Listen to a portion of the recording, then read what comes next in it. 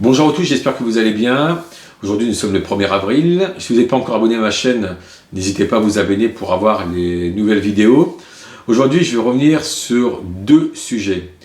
Le premier sujet c'est la suite de mon pote qui a été diagnostiqué Covid-19. Et le second sujet ça va être sur, la phrase que je veux dire c'est: n'écoutez pas ceux qui viennent sur les plateaux de télévision vous disant il n'y a pas de problème pour les jeunes. Et vous allez comprendre pourquoi. Donc sujet 1. Mon pote qu'on avait diagnostiqué la semaine dernière, ou on est quel jour, je ne sais même plus le jour, mercredi, jeudi, ouais, en début de semaine, donc vous êtes Covid-19. Donc je suis allé pour lui chercher l'azithromycine, etc., comme un bon pote pour l'aider.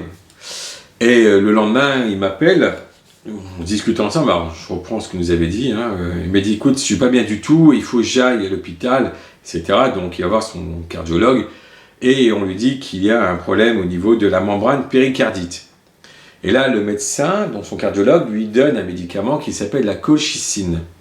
Et moi, je sais que la colchicine, c'est pour le problème de la goutte. À moins que c'est un large spectre, comme la finastéride par exemple, qui est utilisée pour le problème de la prostate et pour le problème des cheveux, la chute des cheveux. Bon, c'est pas le même prix en tout cas. D'un côté, vous avez 15 € maximum, de l'autre côté, pour les cheveux, vous avez plus de 50 € qui n'est pas remboursé par la Sécu, mais c'est la même molécule, dosée différemment. Et donc on lui donne ce médicament et je lui dis: bah attends, je vais quand même regarder. Et je lui dis: tu sais quand même que c'est contre-indiqué si tu prends de l'azithromycine. C'est pas déconseillé, c'est contre-indiqué. C'est une contre-indication. Et on continue quand même à discuter, etc.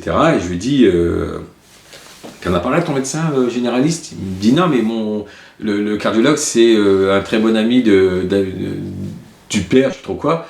Mais j'ai dit: très bon ami ou pas, je dis: appelle ton médecin, pose-lui quand même la question. Je lui dis, mais je dis en plus, je fais, quand tu es allé à l'hôpital, on t'a fait le test du Covid-19? J'ai dit: on était en tournée. Il dit: non, mais il dit, pas du tout. Je dis: on t'a fait quoi? Bah, il dit: on m'a pas fait de test. J'attends, on te fait une ordonnance en disant que tu es Covid-19, mais on ne fait pas le test. Alors que de l'autre côté, à l'hôpital de Didier Raoult, on fait les tests, tu es diagnostiqué Covid-19, bah, tu prends azithromycine et chloroquine, mais toi, on ne te fait pas de test, et on te dit que tu es Covid-19, on te donne l'azithromycine. Je dis: il n'y a pas un problème de déontologie et de méthodologie derrière? Je dis: il n'y a pas un problème. Toi, en plus, qui a quand même critiqué Didier Raoult, je dis: en plus, tu voulais même la chloroquine. Je dis: là, il y a un problème, mon pote. Il y a un problème. C'est pas normal qu'on te donne ça. Et je lui dis, par rapport à ça, mais je lui dis, c'est... donc pas de test, pas de sérologie. Il faudra quand même que tu demandes à ton médecin et demande à faire un test de sérologie. Il dit: non, mais les tests en fait sont pour ceux qui passent au premier étage. Quand tu es au rez-de-chaussée, tu ne fais pas de test. En fait, le test qu'on lui a fait, c'est ça. Vous savez, vous mettez l'eau au niveau du vent. Il est où le vent? Ah, il est là. Le vent, il est là. C'est bon, c'est par là. Ben, c'est ce qu'on lui a fait à mon pote.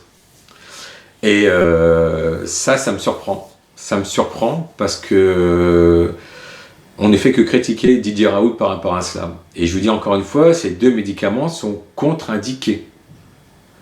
Donc si vous avez le même problème, vous pensez que vous avez le coronavirus, demandez bien à l'hôpital qu'il vous fasse vraiment un test, même sérologie. La sérologie vous montre si vous avez des anticorps, donc qui sont produits. Donc voilà, ça c'était le premier sujet, par rapport à mon pote, ça me surprend, mais bon. Sujet 2.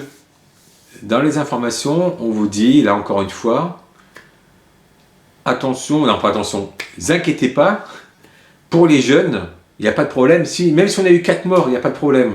Souvenez-vous, on fait la réflexion à Didier Raoult sur les plateaux de télévision, dont M. Cohen, journaliste qui apprenait l'infectiologie à le professeur Didier Raoult, et on lui reprochait à l'époque quand il disait il y a 4 Chinois et c'est bon, ça y est, ça s'enflamme là-bas au loin. Vous vous souvenez, D'ailleurs, on nous avait dit à l'époque qu'il ne fallait pas s'enflammer parce que le virus n'allait pas venir chez nous, alors sachant qu'on est des transporteurs de virus. Nous sommes des hôtes à bactéries et de virus. Et là, aujourd'hui, pour les jeunes, il n'y a pas de problème.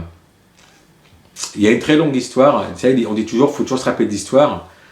Dans les années 80, moi j'étais gamin, j'ai quand même un certain âge, mais j'étais quand même jeune.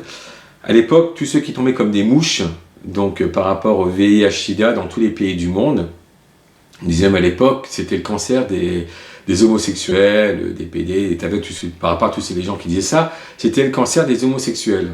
Aujourd'hui, c'est plus le cancer des homosexuels, c'est le cancer de tout le monde. Pourquoi? Parce que le virus ne choisit pas. Il y va, le virus, quand même. Quand vous l'avez, après, vous le transmettez. Exactement. Donc là, on fait la même erreur que dans les années 80. C'est-à-dire qu'on pense que ça ne va toucher qu'une seule population. Et rappelez-vous aussi qu'au début, sur les plateaux de télévision, on nous disait « c'est une grippette ». Ça va se soigner très rapidement. On disait quand même aujourd'hui que 90% des personnes vont en guérir. Déjà, si 90 personnes vont en guérir, pourquoi on ferme un pays? C'est ça le truc. Si on sait que ça touche que les populations qui ont un certain âge, ben vous les mettez de côté plutôt, et vous continuez à travailler dans ces cas-là. Mais en fait, on se rend compte que ce n'est plus que les populations qui sont âgées, c'est aussi des populations qui ont même la quarantaine ou la cinquantaine. Bon, moi, j'ai la quarantaine. C'est aussi des populations qui sont obèses, qui fument, qui sont diagnostiquées diabète. Et par rapport aux jeunes, à aujourd'hui, ces jeunes fument en plus. Beaucoup d'entre eux aujourd'hui fument, boivent beaucoup d'alcool le soir entre eux, se shootent pour beaucoup d'entre eux. Pour beaucoup d'entre eux sont diabétiques, pour beaucoup d'entre eux sont obèses. Donc ce sont quand même des facteurs à risque pour les jeunes. Quand on voit que les populations qui n'ont pas beaucoup d'argent et qu'on sait qu'ils vont dans des magasins où ils savent que la nourriture n'est pas chère, et donc nourriture pas chère, donc mauvaise santé, donc système immunitaire non plus qui n'est pas non plus bien aidé. Quand on voit tous ces jeunes qui sont quand même obèses en France, il faut quand même voir le chiffre d'obésité quand même dans notre pays, qui n'a fait qu'évoluer. Quand on voit tout ce qu'ils mangent, des sucreries, etc., dont diabète, on ne peut pas me dire à aujourd'hui, ces jeunes ne sont pas en danger. C'est faux. C'est faux. Donc n'écoutez pas ceux qui viennent sur les plateaux en vous disant qu'il n'y a pas de problème pour ces jeunes. On est aujourd'hui donc un mort en France une jeune, en Portugal un jeune, en Belgique un jeune aussi qui est mort. Donc et je suppose qu'il y en aura d'autres. Donc arrêtons de dire il n'y a pas de problème. C'est faux. Que ces sachants disent on ne sait pas et disent précaution. Que tous les jeunes par rapport à ça font très attention, il faut faire attention, il faut mettre en garde les parents. Donc voilà le sujet 2 que je voulais vous parler dans cette même vidéo, j'espère qu'elle n'est pas trop longue parce que je ne me rends pas compte de l'heure, mais faites bien attention à vous. Allez, une très bonne journée à vous et merci en tout cas du partage, n'oubliez pas de partager en tout cas autour de vous. Je fais d'autres vidéos d'ailleurs sur le côté système immunitaire, vous allez voir, c'est très croustillant aussi de ce côté-là, j'en ai déjà fait d'autres que beaucoup ont aimé. Vous pouvez voir d'ailleurs sur la chaîne, donc je mettrai des liens en tout cas si vous êtes sur la ligne. D'ailleurs, j'ai créé une page Facebook, Didier Raoult versus le dogme scientifique. Parce que c'est ça aujourd'hui la guerre. C'est la guerre du dogme scientifique. Il y a c'est comme ça et il ne faut pas déroger. Mais en temps de guerre, excusez-moi, mais on déroge. À très bientôt. Au revoir.